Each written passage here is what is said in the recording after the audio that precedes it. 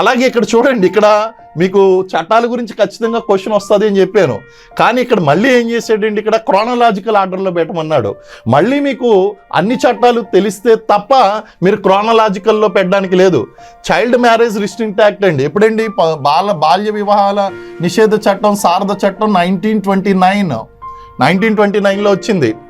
అలాగే మనకి special marriages act అండి. స్పెషల్ మ్యారేజెస్ యాక్ట్ అనేటువంటిది మనం చూసినట్లయితే ప్రత్యేక వివాహాల చట్టము, ఇది 1954లో స్పెషల్ మ్యారేజెస్ యాక్ట్ అనేటువంటిది వచ్చిందండి.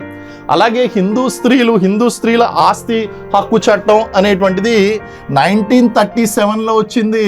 1937 హిందూ స్త్రీల ఆస్తి హక్కు చట్టం 1937.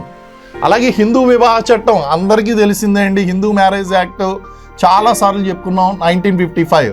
ఇప్పుడు క్రోనలాజికల్ ఆర్డర్లో పెట్టండి. ఫస్ట్ ఏమో సి, తర్వాత వచ్చి ఫస్ట్ ఏమో ఏ, తర్వాత సి, ఆ తర్వాత వచ్చేమో బి, ఆ తర్వాత డి. ఏసీబిడి దీనికి ఆన్సర్ అవుతుందండి.